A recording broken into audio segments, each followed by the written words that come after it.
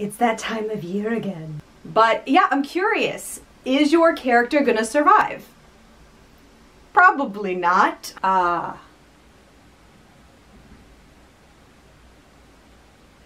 That did not turn out the way I thought it would.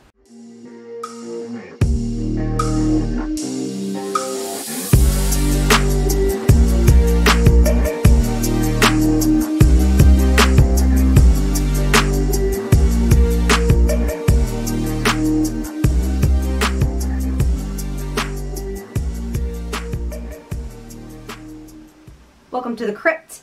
I have a writing challenge for you all. Can your character survive the season? So with NaNoWriMo fast approaching, but even if you're not NaNoWriMo, I'm sure you've got some other writing project going on. I've got a little bit into thinking about writing challenges. Specifically, things that can help you get to know your character better before you dive headfirst into writing 50,000 words about them. So there are all kinds of writing practices to kind of get to know your character, like interviews, but that's boring. So I thought, let's have some fun, some spooky fun. So if you take your main character or your sidekick, it can be any character you want, really, it doesn't have to be the main character. But if you were to take your character and plop them in the middle of the craziest, most cliche Halloween-themed spooky season shenanigans, would they survive? Drop in the middle of a zombie apocalypse. Drop them in the middle of a vampire academy. Drop them in the middle of... What else are the kids into these days? What's popular? But yeah, I'm curious. Is your character gonna survive? Probably not. I feel like life or death situations, insanely crazy ones, can actually reveal a lot about your character, especially when you think logically of how would this character respond to this insane scenario. I just think it'd be interesting to find out, and it's a lot more interesting than doing an interview for your character, a lot more fun too. Because one of the rules of NaNoWriMo is thou shalt not write the story before it's go time, right? So I'm not asking you guys to write anything that will happen within your story. I'm asking you to pretty much write fan fiction for your character, survival fan fiction.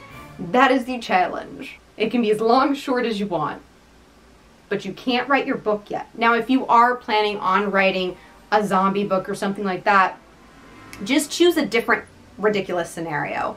Like take up your MC from the zombie universe and put them into a vampire situation.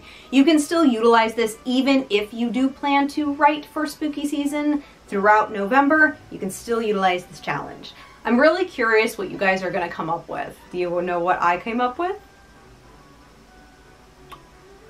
Roll the footage. I was actually thinking when I was trying to figure out what scenario I want to drop my main short story character for the next short story I'm going to be writing for Nano.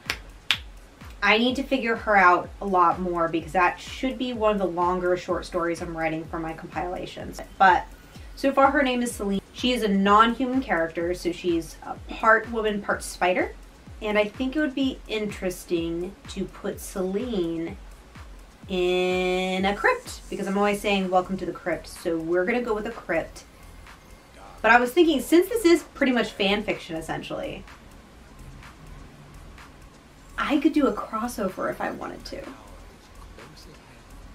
I could do it because you know what crypt I want to use? I want to use the crypt from Plan 9 from Outer Space. So it's going to be Celine versus the risen dead in the bodies of Bela Lugosi, Vampira, and Tor Johnson. Midnight hour is close at hand. All right.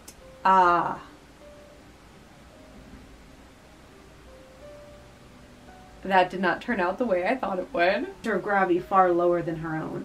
One of its large hands wrapped around her left front leg like a vice, squeezing it. Knowing it would detach if she pulled away, she pushed inward quickly, setting her right leg between his and knocking to its knees. It fell, bringing Magoon with it. Celine reached down, grabbing Magoon around the waist and hoisting him up. With a rip, his arm, still clutched tightly by the human thing, ripped away. Magoon screamed. A touch to her back legs alerted her that the other creatures were close. Celine dragged Magoon towards the shadows the third creature had emerged from, climbing over the still prone figure. It was a passage, dark and wet. She felt ahead as quickly as she dared. Magoon moved, damn you. The cold-blooded man groaned, but she heard his feet touch rock, scrambling to keep up, lest his last arm be taken by her. The tunnel was growing narrow, steps leading down, causing her to stumble, 4 of her legs gripping the walls to either side to steady her. Moonlight once more began to lit the path, but just as she began to hope, her chest tightened when she saw the opening. It was small, enough for the third creature to barely get through. Suddenly, Magoon wrenched his arm out of her grasp, racing towards the opening. Celine nearly called out to him, but he was already gone. Reaching the opening herself, she attempted to get her legs through. Two legs. Celine cursed again, wedging her body against the opening, rocks cutting into her hips and chest. She wiggled, beginning to lose movement, her body sticking firm. A low moan filled the air, and she looked back to see the woman creature, hands outstretched towards her, grasping. Celine wiggled again, feeling the dirt begin to give, the wet soil shifting. Hope filled her, and she moved faster, displacing the musty soil, the grit covering her, the smell filling her nose. A cold hand grasped one of her back legs. The dirt shifted. She moved through. The cold hand pulled back, and her left rear leg pulled free of her. She moved fast, leaving creatures and her leg behind. The surface was lit by dim starlight, outlining 2 new shapes. Curious. They aren't supposed to be on this planet. Another man, but this one's eyes were normal, stood next to a woman, both in uniform, both holding guns, posed at Magoon and now her. They aren't in the plan, the woman said, eyes darting between them both. We don't have any time to waste on new variables. A shame. Destroy them. So, in order for this to be canon applicable to Plan 9 from Outer Space, I can't believe I'm saying that. But in order for me to line this up with the canon that is Plan 9 from Outer Space, they gotta die. So no.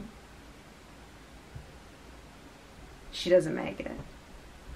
So I really just hashed out a lot of details about her body and how it functions, which I didn't think I was going to be doing. It's going to be really interesting. Like, keeping all the limbs in mind is interesting. So yeah. It was a good experiment. I really enjoyed it. It turned out way more serious than I anticipated it being. It's still, like, if you know the source material, if you know Plan 9 from Outer Space, it's still hokey as heck. But it was fun. It was fun.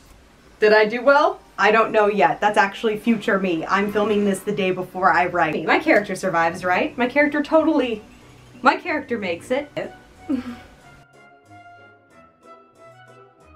You know in the comments below if your characters survived. Do video responses if you would like as well. I would absolutely adore it. I'm really, really excited about this season. So, happy NaNoWriMo season. Happy Preptober. I'm not dumb. I know I wouldn't make it. That's not true. Well, no. I don't have the upper arm strength to survive. I wouldn't be tricked by the vampires, though. Oh no, I would, because I'm polite. So if they ask me to come in, I'll probably just say yes. Of course you can, out of pure habit.